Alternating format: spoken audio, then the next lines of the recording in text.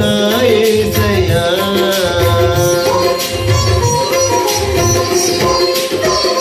నీవు మహిమతో రానున్న ఆ రోజున